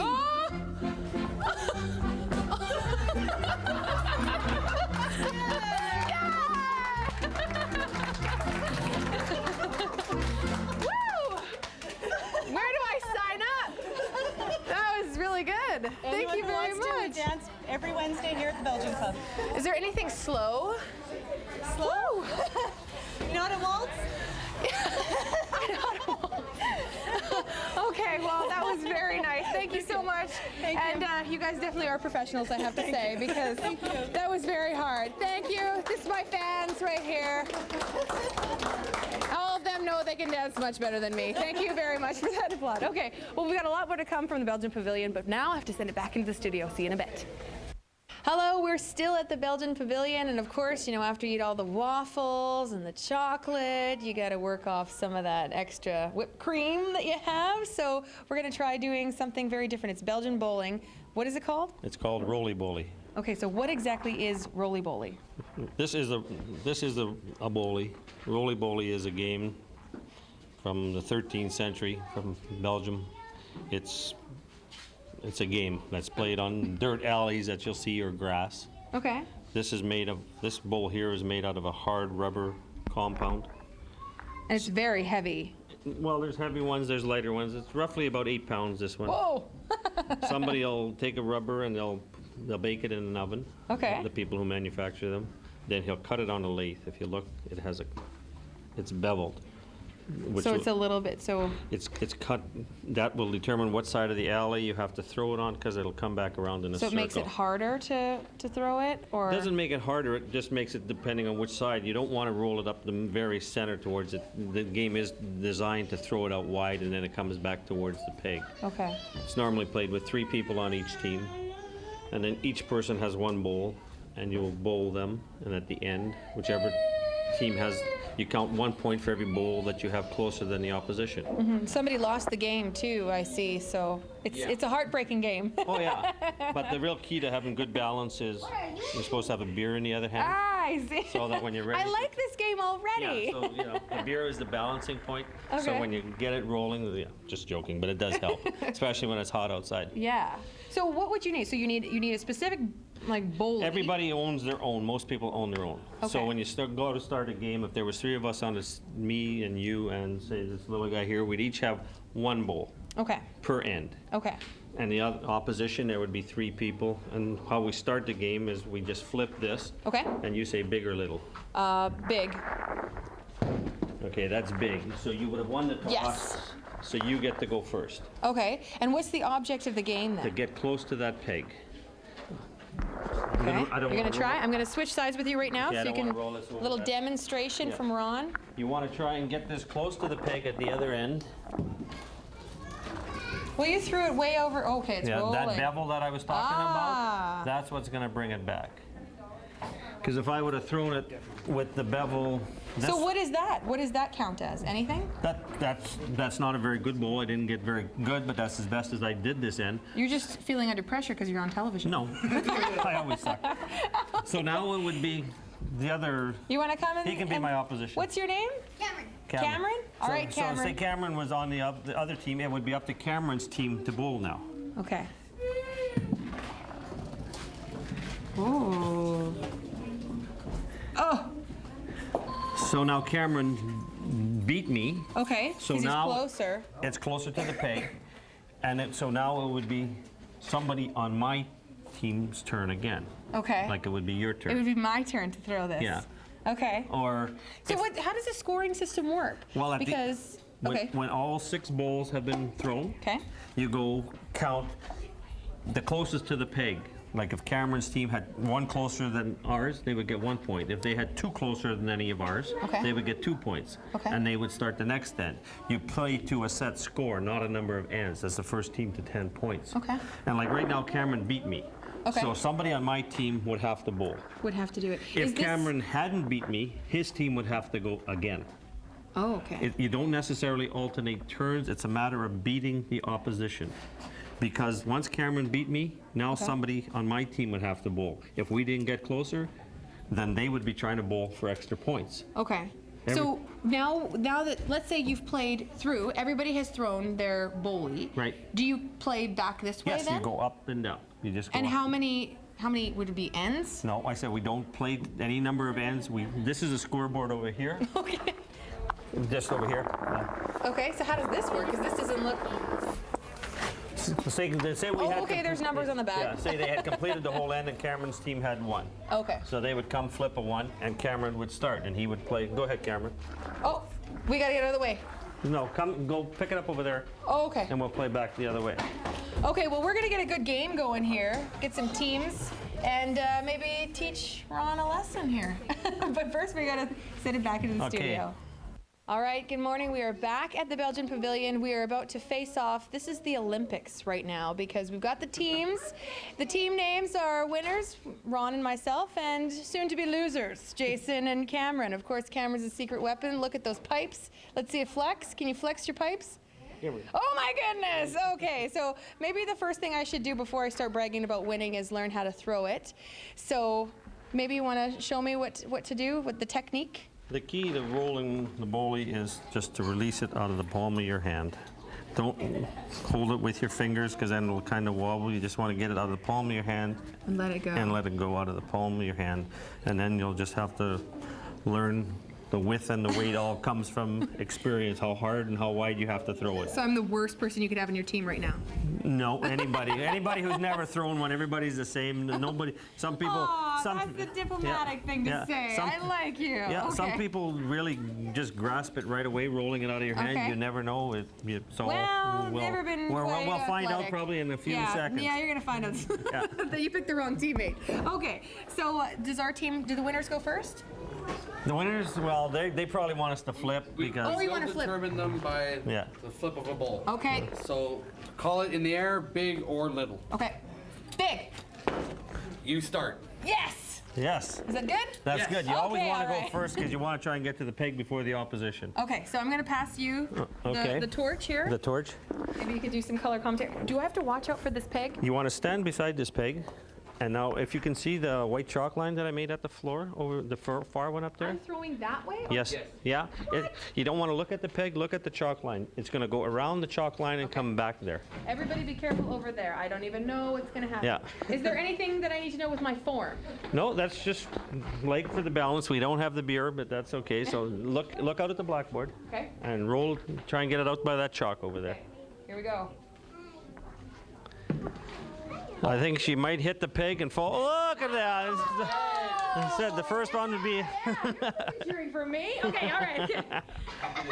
Okay, now who goes next? They have to go until they beat that. Okay, or now move it. now we need to do a stare down, basically, to Yeah. Jason. Yeah, now you stare me down. All right, Jason. So Jason's probably going to try and shoot that and make some room for his partner. Oh, look, he's got a strategy. What did he just do there? He's like, Yeah, he licked his fingers. Oh.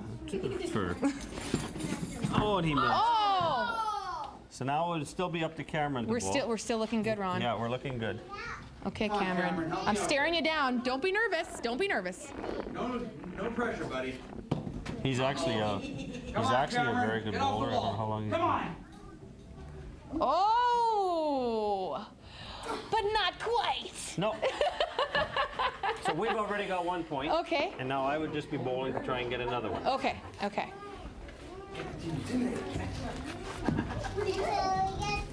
Get over Cameron. Oh, I'm going to get lucky though. Oh, yeah, woo! Okay, the winners. The winners win. got 2. Woo! All Gotta right. get her hand dirty a little Yeah, bit. no kidding. I'm slightly dirty. Excuse me? Yes? I've seen you on TV before. Really? Can I have an autograph? Okay, how about after I finish bowling, because I've got to win. Okay. And then definitely it's worth an autograph. What's your name? Maggie Collins. Maggie Collins. All right, this next end is for you, Maggie. All right, so do we go down there and Yeah, we we'd have bowl to again? roll them back. Okay, let's go down there. The winners of the first end will start off. Okay, so that's us. So you won You this just end, you start you just off. called us by our team name. By the Winners. Yes. Okay. You winners start off. Do you want to go first, Adrian, or do you want me to go first and just show you where it goes? Okay, you go first. You go first. Okay. Which one did you throw? The gray one? I don't remember. Yeah, I think it was the gray one. Okay. So All that's right. kind of why I made the chalk marks, is just to kind of give people an idea. Well, that's good. So I I'm like just going that. to do the same thing. And I like how I really even got close to the chalk mark. Oh, that was a good throw. You want to climb fairly high on the hill so that it has enough speed to come out as much as it can without hitting. Oh, that's a sweet throw. So now it's up to Cameron again to.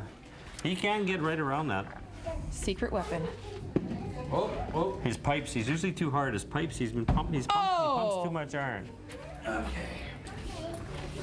Okay, Jason. You're pretty famous when kids are seeking your autographs out here. Holy smokes. Well, they see me play roly-boly and they say, you know, you're pretty cool. I don't know if Jason's got enough speed or not. Jason's slowing down. Yeah! See, that's why it's normally played with 3 people. So that Okay. there's more Do I got balls. time for one more ball? Okay, one more ball. I'm going to pass this to you. Oh, yeah, you haven't played your end yet. I'm sorry. When we start singing, is there like a Belgian song for like "We Are the Champions" or anything? If it has, I haven't been taught it yet. Okay. The few Belgian words I know I can't repeat on TV, so. Okay. Oh! If only the peg was the other side. But you know what? We still won.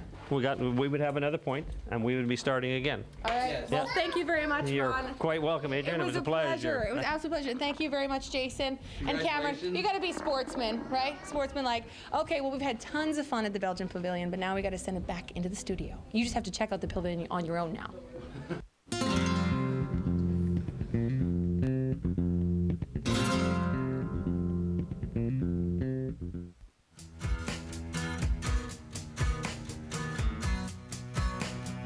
Welcome back to Breakfast Television. Just before the break, Adrian took us through the Belgian Pavilion, and now the Tamil Pavilion has come to us. I have Pamela here and Amrita. All right, just so I'm saying them right. Now, Pamela, tell us a little bit about first of all, where Tamil is, because I had to do some research myself and find it on the map. Actually, we're not a country. We're basically a population that's based in South India and Sri Lanka. We have populations in Malaysia and Singapore and a lot of other countries around the world. And so we're just basically representing all these populations across the world. But Tamil is a language. It's a language and a culture that we're representing. Okay, and so it's representative of a lot of islands, which is where the theme came from this year. Yes, exactly. We're a lot of islands around the world, like Malaysia, Singapore, Fiji, and so basically we're representing the islands and the surrounding lands around the islands. That's where the theme came from this year. Okay, so Island Fever is the theme, and what can we expect from the pavilion? We can expect traditional dancing and some more upbeat folk dancing that we're doing, and then a lot of good foods like and traditional foods like spicy chicken curry, some rolls, vada, which is a pastry made out of lentils, and a whole bunch of other things. Very nice. All right, and tell me a little bit about the dresses. Amrita, you've just got the stunning headdress on and everything. What's the background behind this?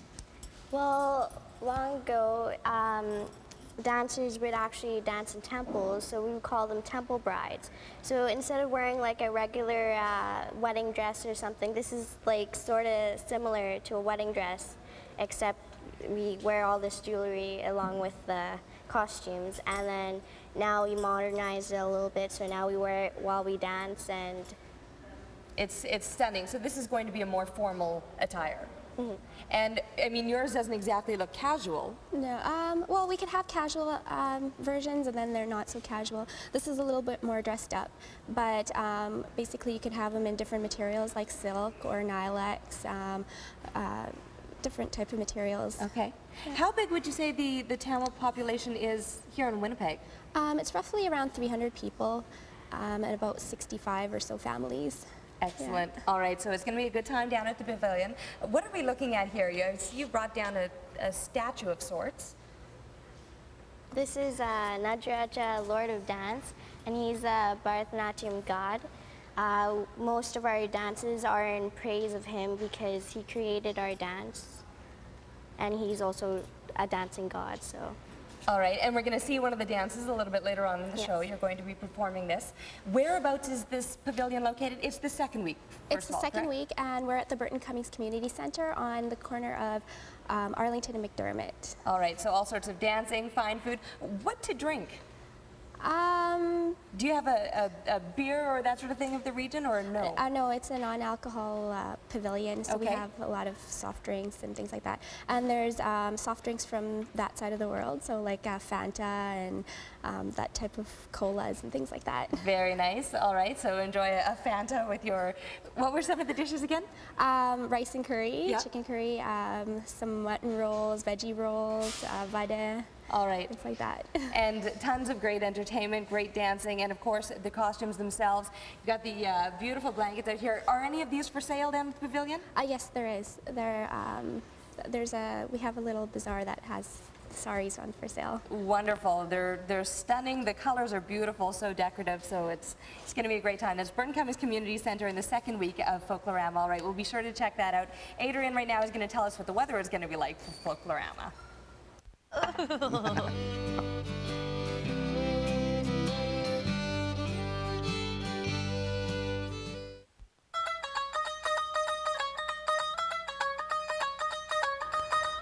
Welcome back to Breakfast Television. Earlier in the show, we were finding out a little bit about the Tamil Pavilion, which you can see next week at Folklorama in the Burton Cummings Community Center. Burton Cummings Community Center. For anyone that was missing that one, tell us quickly again who the Tamil people are, where you originate from.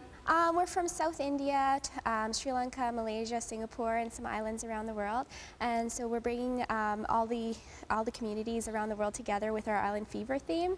And it's just basically to represent the different islands and the surrounding land around the islands. And so we're hoping to celebrate them in our theme this year. Excellent. Now, Tamil is one of the oldest languages as well in the world. It is, yeah. It goes back many years. And it's very intensive as well. Like there's 247 characters. And so you can learn all about it at the pavilion. Excellent. There will be a little education session there. Oh yeah, definitely. Do you speak any of it? I could speak a little bit. I understand all of it. So. What can you say for us? I could say Vanakkam, which means greetings. Excellent. So you'll be welcoming people when they come to the Definitely. pavilion. All right. Now we're going to see a traditional dance right now. We are. Can you tell us a little bit about the dance? It's called Pushpanjali, and it's basically in praise of Lord Ganesha. And so Amada is going to be dancing that for you. Excellent. It involves flowers? It involves flowers and different intense moves. Excellent. All right. Well, let's just take a look. We'll just move on over. This is the Tamil Pavilion from Burton Cummings Community Center. August 12th to 18th. Excellent. All right. And here's one of the dances you can see.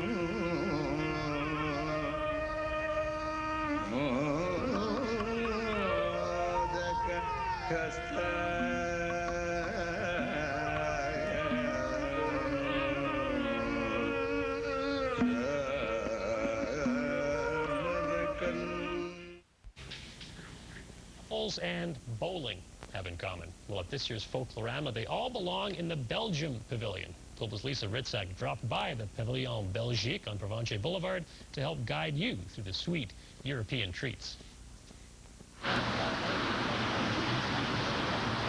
This century-old building holds a bowling alley unlike any other in the city. Aim right for the blackboard.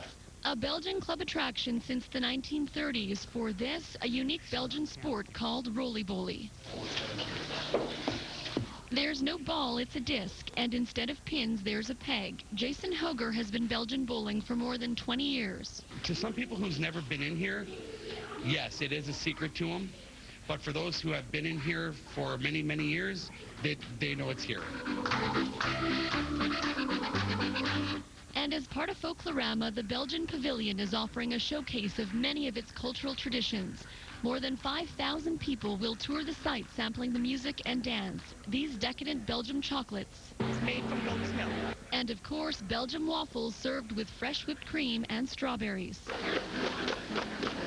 Maria Matheson has been volunteering her time making waffles here for well over a decade. Just to celebrate the culture. Yeah. Proud of our, being a Belgian. And visitors love them. It's good. We're friendly. We're a smaller community. We've been around for 100 years, and we welcome everybody into our building. Twice a week, a league meets to Belgian Bowl, a game with similar rules to curling. This young Belgian takes real pride in practicing the sport. Whenever my sister dances here, I always play down here. And take it from a beginner, it's not as easy as it looks. You got off to a rough start. Got off to a rough start. Perfect bowl. The pavilion runs until Saturday night. Lisa Hertzak, Global News. I'm John Hendricks, live at the Spanish Pavilion at Folklorama. These dancers are operating under some extraordinary pressure. I'll show you why later in Spotlight. I'm John Hendricks, live at the Spanish Pavilion at Folklorama. These dance is incredibly hard. Luckily, they have an incredibly talented teacher. We'll introduce you to her next on CTV News. Now, CTV's John Hendricks is at the Spanish Pavilion tonight. John, you've been getting right into the swing of things. Is there any way we can tempt you to do a little dance number for us? A dance number? No, I don't think so. Now, you know I love to dance, and I would be delighted to try a few moves for you, but to be honest, I'm a little afraid to do it in front of Carmen Infante. She's been teaching Spanish dances like the Paso Doble for about 40 years here in Winnipeg, and let's just say that she's as tough as she is skilled. When Carmen Infante is teaching you how to dance, you'd better listen closely. She insists on it. I am tough, so if you have to tell off, you tell off. I don't care if they cry or they feel sad. The 68-year-old Spanish dance instructor is a pioneer. Her form of dance wasn't being taught in Winnipeg before she arrived in 1967. It was hard in the beginning because it's not easy to get people. But one student at a time, Infante grew her studio. Today, she's teaching some of her original students' grandchildren. It's amazing that she can teach us all this stuff. It's like she's part of our family, and it's like passing down the things through the family. And speaking of family, this is Infante's. Her daughter and granddaughter often join her on stage for a number at Folklorama. But not this year, at least not yet. I have to sing, yeah, maybe. But even if she doesn't dance, you'll still see her hand on stage. She sewed many of the costumes and choreographed every routine, so you know the dancers will be very well prepared. Or else. Don't make long faces, like I said to them. We try to do our best, and if you don't like it, just sit down. All right, Carmen is such an amazing woman. Carmen's such an amazing woman. As you saw in the piece, she still dances up a storm, and I can tell you these kids here, they really have to work hard to keep up with her. I've always wanted to take Spanish dance lessons. It's a beautiful dance form. John, where will you take us tomorrow?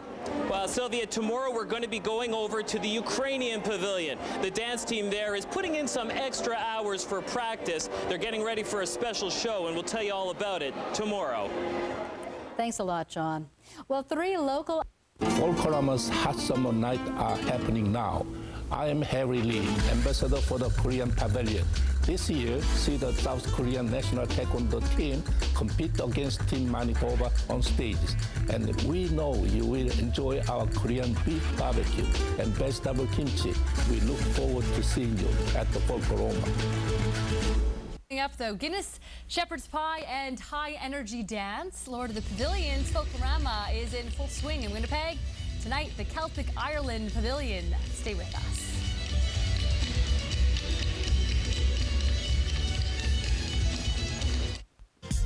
It's a land of magnificent beauty and rich culture, a place where you can wash down some shepherd's pie, sausage with a good old pint of Guinness. And as Global Mira Bahadu Singh reports, it's all yours to experience at Folklorama's Celtic Ireland Pavilion. It's a trip around the world on wheels. The tour bus left Minnesota early this morning, and now it's headed to Winnipeg's version of the Emerald Isle. Anybody been to Ireland? Karen Nelson hasn't been in Winnipeg since 1962. It's her first time joining in the Folklorama festivities, and she's hoping to drink in the culture. I'm open for anything. So a little bit about the country. Interested in the beer? Absolutely. After an authentic Celtic Irish greeting, guests can try something to eat.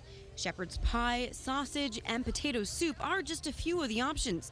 But the pavilion coordinator admits the Irish aren't really famous for their food. And of course, they're always known for their Guinness and their drinking and their whiskey, and just good old times.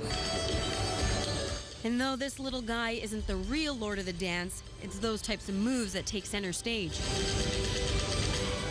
Brennan Ivy's been Celtic dancing since he was 11 years old. Our sisters have danced for way longer than us, and we felt left out, so we wanted to try it. A friend dared him to join, and now he loves every minute of the high-energy performance. Looks like a good workout. It is. I'm sweating pretty bad here. But it's not the only reason he likes it. I'm sure the girl-guy ratio is pretty good. I guess it is. And when the show's all done, Karen can't decide what part she likes best. Oh, every bit of it was wonderful. I can't say one thing. The Celtic Ireland Pavilion is at the Fort Garry Curling Club and runs till Saturday. Mira Bahadu Singh, Global News. Oh, lots of fun. Join us for the evening news tomorrow at 6 when Mira will hit the Korean Pavilion.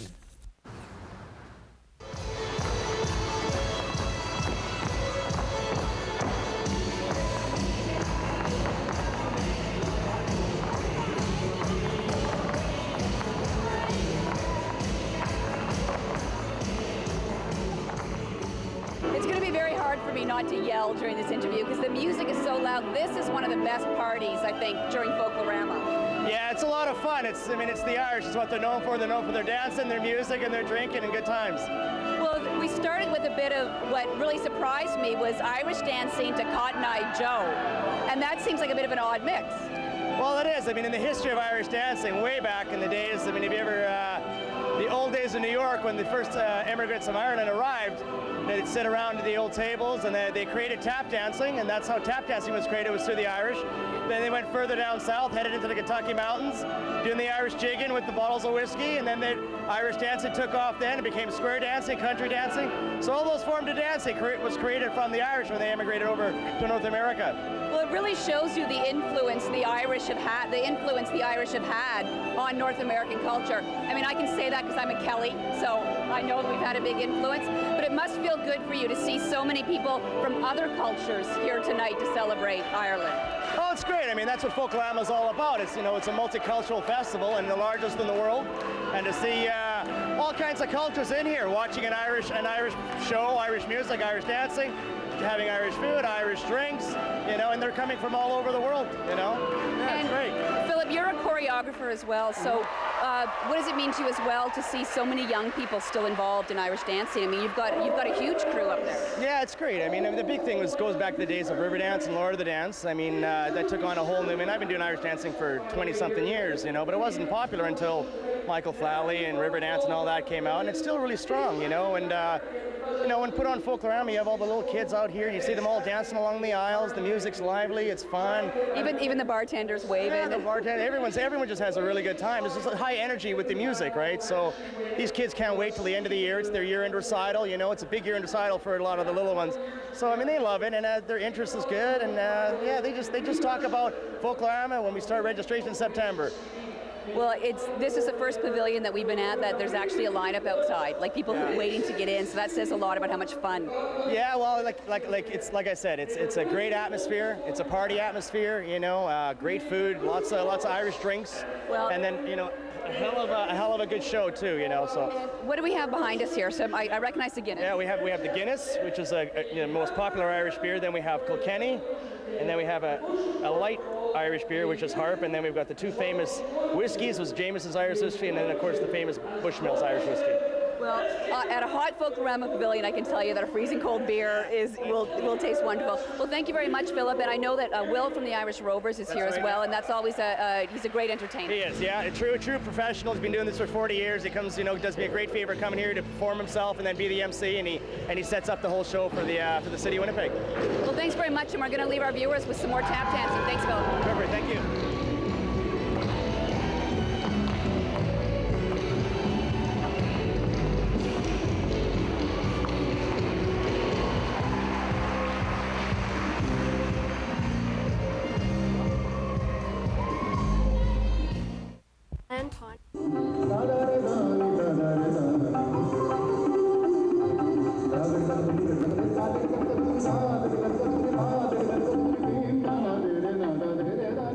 So that's some of the sights and sounds at the Indian Pavilion.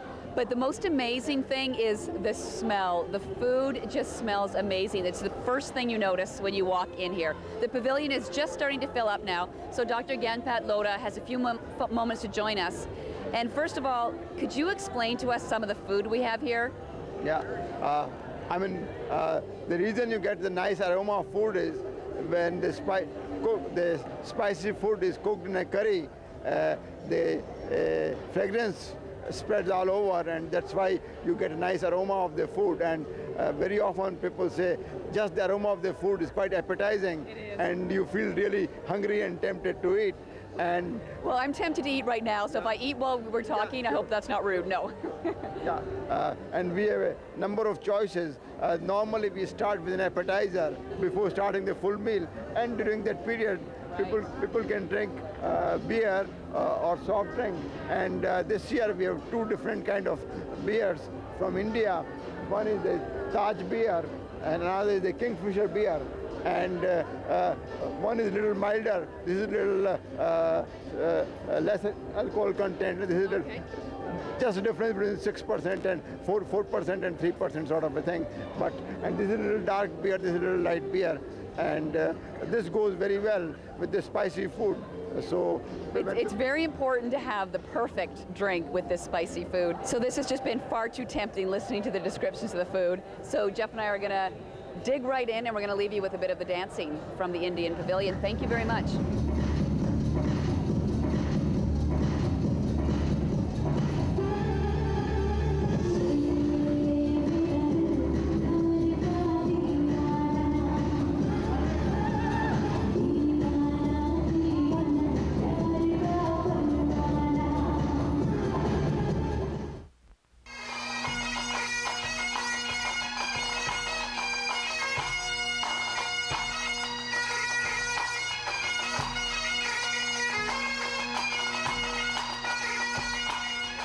I'm sure you can hear the bagpipes filling the hall here. We're at the Scottish Pavilion. Gwen joins us now.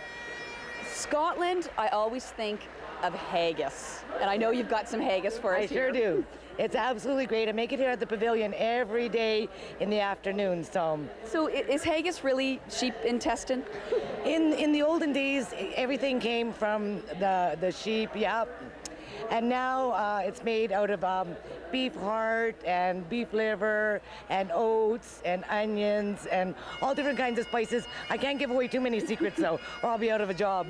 Well, it's one of those things everybody associates with Scotland, and I have to ask, do you actually really like it, or do you just pretend to like it? I love it. Yeah. And ever since I've been making it for the pavilion, we go through hundreds of pounds every week, so. Well, this is the haggis here, yes. And can you explain what else we've got food-wise here on the plates? Yes, we've got our most famous Scotch eggs over here, which everybody totally loves. Scotch pies, we've got meat pies, varieties, sausage rolls, and then our famous dessert tray, we have fly cemeteries, which is really a currant square, but they love to call it fly cemetery. We've got imperial biscuits, famous Scottish shortbread, pancakes, oat cakes, and our trifle for dessert, which is, you could either have it alcoholic or non-alcoholic. And I have a feeling probably a lot of people order it alcoholic here. 75%. Yeah. And everything here that we see on these plates, except the desserts, is eaten with good old HP sauce. Well, so what kind of reaction do you get from people here about the food? Have a lot of people tried it before, or are they trying it for the first time? Just about, for the haggis, it's the first time that they've tried it. And usually I have repeat people coming back for more and more every year. So, and most of the other food, like, you know, people have been coming and coming and coming, so they pretty much know what it's all about. A lot of people come to eat turnip. I go through like 20 cases of turnip because they don't make it at home because only one person likes it. So I go through it like crazy. We just can't keep it in the house. So if you're the one person at home who likes the haggis or the turnip, the Scottish Pavilion's the place to be. And also, I guess the drinks that go with this, I know there's the tartan pale ale that's here as well. Yep. And 15 kinds of single malt whiskey. Yep. That's huge. Yeah, that's huge. And the dancing, of course, and tartan weaving as well. There's a woman here actually weaving tartan. And are people getting the full Scottish experience, Gwen? I certainly hope so, because we do our best to please everybody. Well, I'm going to try a little bit of this haggis. I think Jeff's going to try it as well. Shaw TV is, I think, the only station that covers every single pavilion, but I personally haven't been to the Scottish one before, so I haven't had to try the haggis. Well, So, you know what? You want it with HP or without HP? well, what do you suggest? Without. Without. Okay, here I go.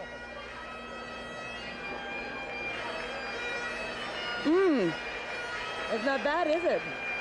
It tastes a little bit like a little bit of liver in there, and I love that. Oh, good. Yeah, it's kind of, people were saying that it's like a little bit of a liver pate sort of a taste, but. It's a liver pate. We're going to have some more, Jeff, and I thanks very much, Gwen. Oh, you're welcome very much.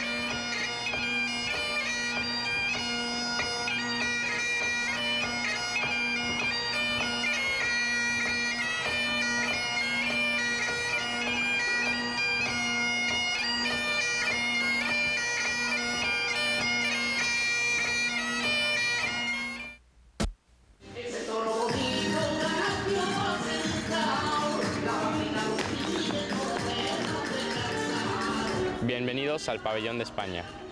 In English, welcome to the Spanish Pavilion. We are located at 1080 Wall. Thank you, Rogerio. I brought you outside because I love this mural behind us. Yeah, it's part of the Portuguese Cultural Center, the Casa do Minho. That's where we're located this year. Yes, and next week it'll be the Portuguese Pavilion, That's but right. there's so much happening inside, right? And the big excitement is this lovely young lady here, Taylor. Now, Taylor, I hear you're an excellent dancer. Yes, I am. Yes, and how did you get started in dancing? I started at September. Yes, and I hear you just picked it up all by yourself? Yes, I did. Can you show us a little bit of your dancing? Well, you folks are just going to have to come and see her. She is absolutely gorgeous. The dancing now is so beautiful. The girls are gorgeous. Yes, they absolutely are. They practice, pretty much the dancing is their life. They practice so much at home and at classes at the Spanish Club of Winnipeg. They really dedicate themselves to it as much as they can. A little bit now is your duties as youth ambassador. Where have you visited so far? Actually, I've only been to the Brazilian Pavilion because they had an early show, and then yesterday I went to the Mexican party, which was also a very amazing pavilion. I'm hoping to get out this week a couple times, maybe go watch a couple shows, but being in here, taking care of people, it's kind of hard. What are some of the specialties as far as food goes? Every year, our paella is very, very popular. You can't come to the Spanish Pavilion and not try it. It's an absolutely must. Rogerio said the paella was fabulous, but this is incredible. That has to be the world's biggest paella, and we're in the kitchen now with the culinary chair himself, Bill Yeager. Yeager is not Spanish. No, it's not at all, not in the slightest. I'm half Icelandic, half Austrian, but I happen to fall in love with a Spanish girl, and I happen to be a cook, so that's why I'm here. So What a wonderful story. Yeah. We want to know the secret, though, to making that huge dish. patience. Patience is everything in Spanish cooking. Everything is low and slow. And I heard the secret is in the pan itself. Yes, the pan itself that's where the name of the dish comes from the paella. And the dish varies completely depending on where you're from in the country. And it's a real status symbol for cooks. Everybody, you know, the better your paella is, the better you are. But it can be anything from beef, it can have asparagus in it. If we were in Spain, we'd be definitely doing rabbit, but North Americans don't like to find hairs in their food, so yeah. So yeah. So how would you rate? Oh, hey, we're the best. As far as our beverages go, the sangria is also a must, and this year we have 2 imported beers, which is the Alhambra and the Cruz Campo. The Alhambra is a little stronger. For yourself, Rogelio, what has it been like personally experiencing Folklorama, being a young guy? Well, I've been in Folklorama for the longest time now, and I've pretty much done from cleaning tables, serving food, drinks, to all the way to youth ambassador now. And basically it's, you know, my life is pretty important with Folklorama. It's a really big part of my life. And keeping true to your culture, the Spanish culture, very important for you? Yes, it is. Actually, I am so proud that I am Spanish. There's nothing that brings me more honor than to be able to represent my country during Folklorama. Well, that is all well said. Nothing else but to come on down to the Spanish Pavilion, say hello to Rogelio, and he'll treat you to some sangria and paella, right? Hope to see you here. That's a keeper. We continue now on with our Folklorama coverage 2007 right here on Shaw TV.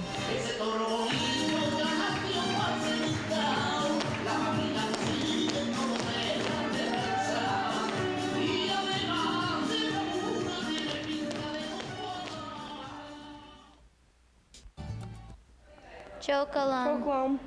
And that means welcome in Hungarian. Welcome to the Hungary Panona Pavilion. I have our adult ambassadors, and I'll let Erica do the duties of introducing. Hi, I'm Erica Carlo. I'm the adult ambassador, and this is David Yoja. He's the male adult ambassador. And over here we have our lovely youth ambassadors. I've got Kristen and Brendan.